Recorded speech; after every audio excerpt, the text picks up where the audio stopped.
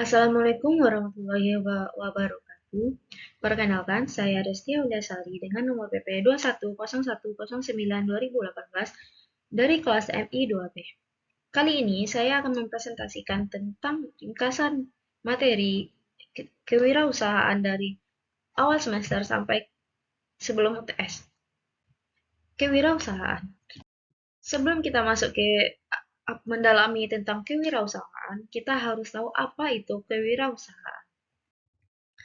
Kewirausahaan berasal dari kata entrepreneurship yang artinya untuk menggambarkan seorang aktor yang memimpin suatu proyek produksi. Menurut Suryana 2004, secara umum, kewirausahaan dapat diartikan sebagai suatu sikap, jiwa, maupun dan kemampuan untuk menciptakan sesuatu yang baru, yang sangat bernilai dan berguna bagi dirinya dan orang lain. Beberapa pengertian kewirausahaan menurut para ahli dapat dikemukakan sebagai berikut. Yang pertama, yaitu kewirausahaan adalah suatu nilai dan diwujudkan dalam perilaku yang dijadikan dasar sumber daya, tenaga penggerak, tujuan, siasat, kiat, proses, dan hasil bisnis. Itu menurut Ahmad Sanusi tahun 1994. Yang kedua yaitu kewirausahaan adalah suatu kemampuan untuk menciptakan sesuatu yang baru dan berbeda atau ability to create the new and different. Menurut Drucker tahun 1959. Yang ketiga yaitu kewirausahaan adalah suatu proses penerapan kreativitas dan inovasi dalam memecahkan persoalan dan menemukan peluang untuk memperbaiki kehidupan. Menurut Zimmerman tahun 1996. Maka, inti kewirausahaan adalah yang pertama yaitu kemampuan untuk menciptakan sesuatu yang baru atau create new and different melalui berpikir kreatif, bertindak inovatif. Yang kedua yaitu merupakan sifat, ciri, dan watak seseorang yang memiliki kemauan dalam mewujudkan gagasan inovatif ke dalam dunia nyata secara kreatif.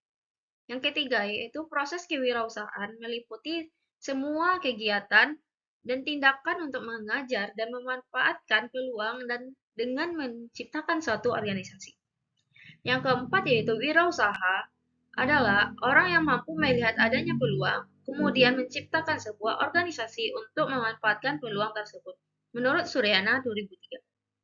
Yang keempat yaitu wirausaha atau entrepreneur adalah mereka yang mendirikan, mengelola, mengembang, dan melembagakan perusahaan miliknya dan bisa menciptakan kerja bagi orang lain dan swasembada.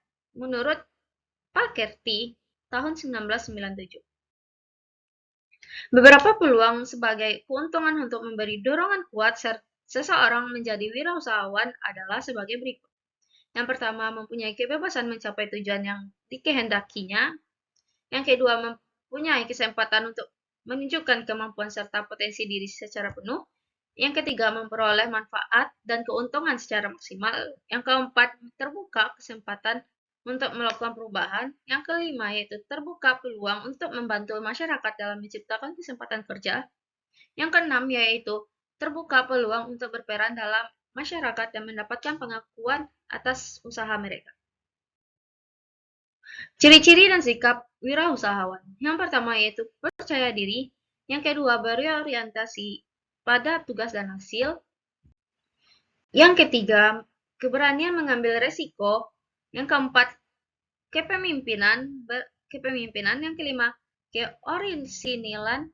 Keenam berorientasi terhadap masa depan. Materi selanjutnya yaitu entrepreneur atau wirausaha.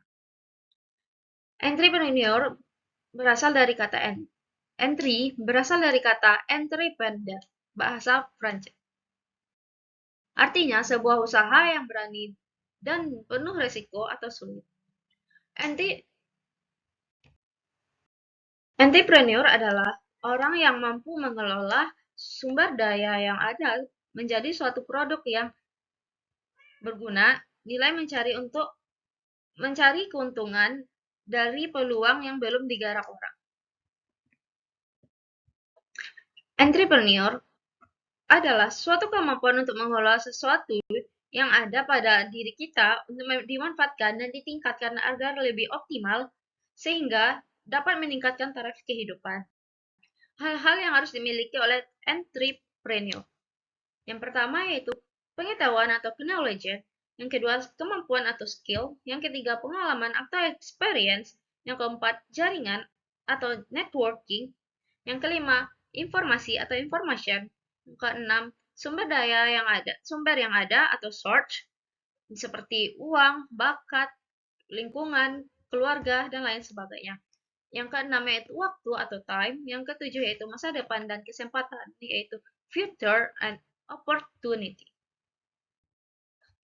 Kelemahan dan keuntungan berwirausaha. Keuntungannya yaitu peluang untuk mencapai tujuan yang dikehendaki. Yang kedua, peluang untuk mendemonstrasikan potensi seseorang secara penuh. Yang ketiga, peluang untuk memperoleh manfaat dan keuntungan secara maksimal. Yang keempat, peluang untuk membantu masyarakat dengan usaha konten. Yaitu selanjutnya kelemahannya, pendapatan yang didapat oleh wirausahawan itu tidak pasti atau risk. Bekerja, yang kedua yaitu bekerja keras dan waktu pekerjaannya panjang. Yang ketiga yaitu kualitas hidup masih rendah sampai dengan usahanya berhasil sebab harus berhemat dan mengelola keuangannya dengan baik. Yang keempat yaitu tanggung jawabnya sangat besar dan banyak keputusan yang harus dibuat walau kurang menguasai persoalan. Menurut Pergi dan Charles, tahun 1999, entrepreneur harus memiliki 4 unsur pokok. Yang pertama yaitu kemampuan atau IQ atau skill. Di sini seperti membaca peluang, berinovasi, mengelola, menjual.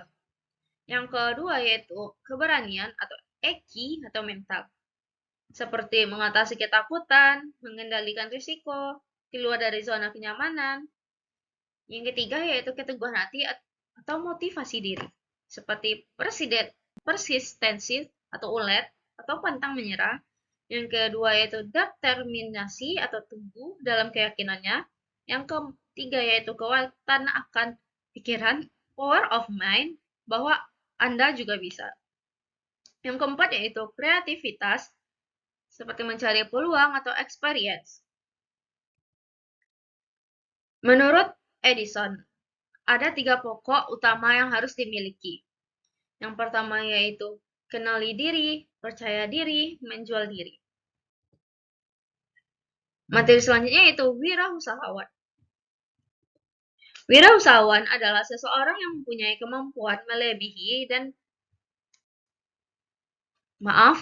Wirausahawan adalah seseorang yang mempunyai kemampuan melihat dan menilai peluang atau manage sumber daya yang dibutuhkan serta mengambil tindakan yang tepat guna memastikan sukses secara berkelanjutan. Manfaat dari wirausaha adalah yang pertama yaitu menambahkan daya tampung tenaga kerja sehingga dapat mengurangi pengangguran. Yang kedua, berusaha memberi bantuan kepada orang lain dan pembangunan sosial sesuai dengan kemampuannya. Yang ketiga yaitu berusaha mendidik karyawannya menjadi orang mandiri, disiplin, jujur, tekun dalam menghadapi pekerjaan. Memberi contoh kepada orang lain bagaimana kita harus bekerja keras dalam menggapai sesuatu.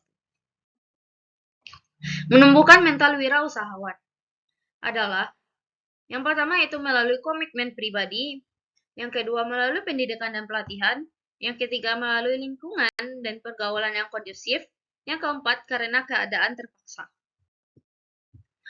Selanjutnya yaitu merintis usaha dan modal pengembangannya. Cara memasuki dunia usaha, ada 4 cara yang dapat kita lakukan untuk memulai suatu usaha dan memasuki dunia usaha, yaitu merintis usaha baru atau starting. Yang kedua, memasuki bisnis keluarga. Yang ketiga, kerja sama manajemen atau franchising. Yang keempat, yaitu membeli perusahaan orang lain atau buy. Yang dimaksud dengan starting adalah yaitu membentuk dan mendirikan usaha baru yang menggunakan model, ide, organisasi, dan manajemen yang dirancang sendiri. Pendekatan utama yang digunakan para wirausahawan terbagi atas dua, yaitu pendekatan berdasarkan pengalaman, yaitu keterampilan, kemampuan, dan latar belakangnya sendiri dalam menentukan jenis usaha yang akan dirintis. Yang kedua, pendekatan berdasarkan kebutuhan pasar, yaitu pendekatan yang menekankan pada pengamatan lingkungan tentang pasar ditransfer menjadi peluang-peluang yang akan diusahakan. Yang selanjutnya itu membeli perusahaan orang lain atau buy, yaitu dengan membeli perusahaan yang telah didirikan atau dirintis dan diorganisir oleh orang lain dengan nama dan organisasi usaha tersebut sudah ada. Yang ketiga yaitu kerjasama manajemen atau franchising, yaitu kerjasama antara entrepreneur atau franchise dengan perusahaan besar franchiseor atau parent company dalam mengadakan persetujuan perjanjian untuk menyelenggarakan usaha. Bentuk usaha franchise adalah duplikat dari usaha franchisor. Kelemahan dan keuntungan franchising. Kelebihan dan keuntungan franchising. Kelebihannya atau keuntungan yaitu pelatihan formal, yang kedua bantuan manajemen keuangan, ketiga metode pemasaran yang telah terbukti, keempat bantuan manajemen operasional, kelima jangka waktu permulaan bisnis lebih cepat, selanjutnya itu tingkat kegagalan keseluruhan lebih rendah. Yang kekurangannya yaitu pajak franchise, royalty, batas pertumbuhan, kekurangannya kebebasan dalam operasi, franchisor mungkin penyaluran tunggal dari beberapa perlengkapan. Faktor penyebab keberhasilan dan kegagalan wirausahawan. Keberhasilan dan kegagalan wirausaha sangat tergantung pada kemampuan diri pribadi wirausaha. Ada beberapa faktor yang menyebabkan wirausaha gagal dalam menjalankan usaha baru adalah yang pertama yaitu tidak kompeten dalam manajerial, dua, kurang berpengalaman, ketiga, kurang dapat mengendalikan keuangan, yang keempat, gagal dalam perencanaan, yang kelima, lokasi yang kurang memadai, yang keenam, kurangnya pengawasan peralatan, yang ketujuh, sikap yang kurang sungguh-sungguh dalam berusaha, yang kedelapan, ketidakmampuan dalam melakukan peralihan dan transisi kewirausahaan. Keberhasilan dalam wirausaha hanya diperoleh apabila berani mengadakan perubahan dan mampu membuat peralihan setiap waktu. Selanjutnya yaitu manajemen kewirausahaan. Manajemen kewirausahaan adalah proses penentuan dan pencapaian tujuan-tujuan melalui pelaksanaan fungsi-fungsi dasar seperti plan, organizing, staffing, direct, dan controlling dalam penggunaan sumber-sumber tenaga kerja, modal, material, dan informasi. Fungsi-fungsi manajemen adalah yang pertama yaitu pengendalian seperti menentukan standar, mengukur kinerja dan sebenarnya, menganalisa hasil, dan melakukan koreksi apabila diperlukan. Yang kedua yaitu perencanaan, pengidentifikasian tujuan-tujuan dan cara alternatif untuk mencapai tujuan, seperti lamanya waktu dan cakupan perencanaan, pengaruh-pengaruh dan perencanaan, serta kontinuitas dan fleksibilitas. Yang ketiga yaitu penentuan personalia atau staffing. Yaitu berusaha untuk menentukan orang-orang yang tepat dan sesuai dengan kebutuhan organisasi, serta mempertahankan mereka. Selanjutnya itu pengorganisasian. Kegiatan penyusunan dan pengalokasian sumber daya yang diperlukan untuk mencapai tujuan-tujuan organisasi, penentuan hubungan wewenang. Yang kelima yaitu pengarahan atau directing, seperti kepemimpinan, mengembangkan suasana atau iklim kerja yang baik, memotivasi karyawan. Selanjutnya yaitu menganalisis peluang usaha. Menganalisis peluang usaha yaitu terbagi 5. Yang pertama, analisis kebutuhan pasar atau konsumen, yaitu sebelum memulai konsep usaha, kita harus tahu apakah konsep tersebut telah memenuhi syarat kebutuhan pasar atau belum. Contohnya jasa laundry yang harus menentukan tempat ini cocok atau target yang akan melakukan pembelian pada pembelian jasa laundry. Seperti ada tenaga kerja, karyawan, atau mahasiswa yang ingin mencuci pakaian. Selanjutnya yaitu analisis kebutuhan material dan produk. Jika konsep usaha sudah tepat dengan kebutuhan pasar, apakah materi dari usaha kita dapat diperoleh dengan mudah, bahan baku, dan tempat dan harganya. Seperti perusahaan keripik daun singkong, apakah itu daerah penjualannya sudah tepat, bahannya sudah telah higienis atau apa. Selanjutnya yaitu analisis keberlanjutan usaha. Yaitu untuk ke depan, kita harus merancang apakah ke depan usaha saya akan berjalan dengan lancar atau perlu suatu inovasi. Contohnya yaitu beternak ikan lauhat. Yang keempat yaitu analisis persaingan usaha.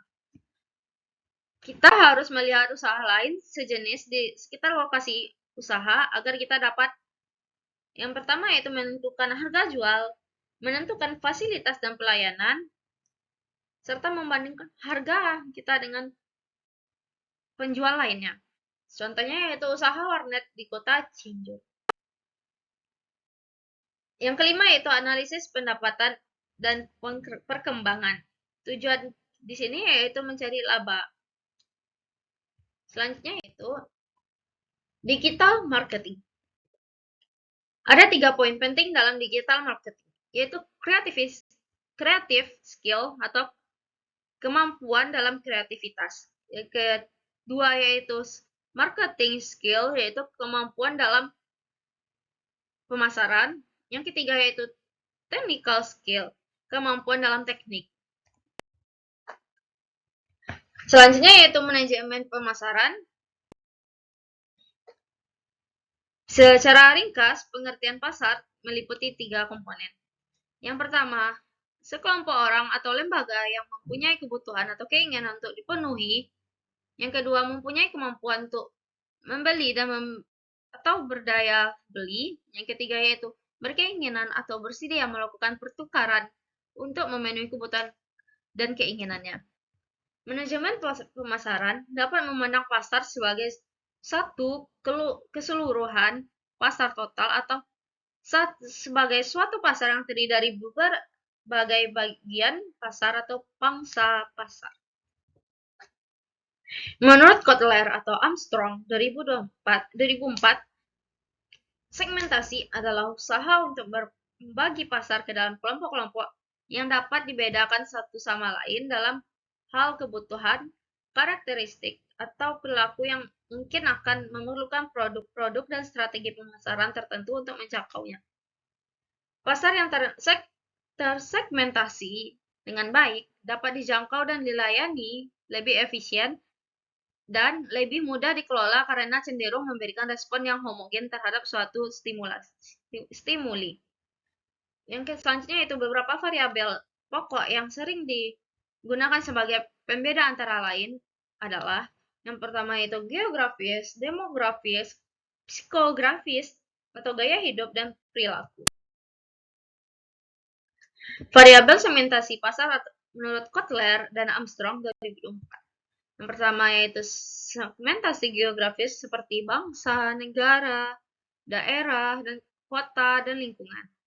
Sedangkan segmentasi demografis yaitu seperti umur, jenis kelamin, jumlah keluarga, pendapatan, jumlah pengeluaran, pekerjaan, pendidikan, agama, golongan, generasi, dan kebangsaan.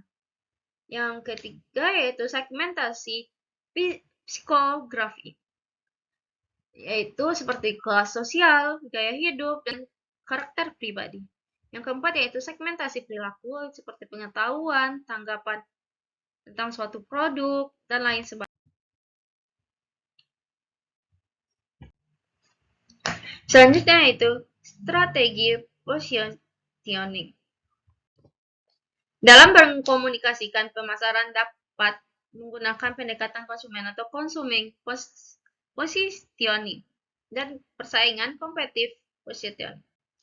Selanjutnya yaitu consumer positioning menghubungkan memanfaatkan produk serta layanan produk secara keseluruhan kepada konsumen. Selanjutnya itu mengkomunikasikan manfaat produk atau jasa dengan cara membandingkan dengan produk pesaing. Strategi pemasaran. Strategi pemasaran adalah usaha pemasaran yang logis untuk mencapai suatu tujuan pada lingkungan pemasaran. Tujuan-tujuan pemasaran yang umum adalah profitabilitas, pertumbuhan penjual, pengembangan market, share, pemimpin, pasar, produktivitas, mempertahankan pasar, dan sebagainya. Hanya itu presentasi yang bisa saya jelaskan. Terlebih dan terkurang saya mohon maaf. Terima kasih atas perhatiannya. Saya ucapkan terima kasih sebanyak-banyaknya atas perhatiannya. Saya akhiri dengan wabillahi taufiq wal hidayah. Wassalamualaikum warahmatullahi wabarakatuh.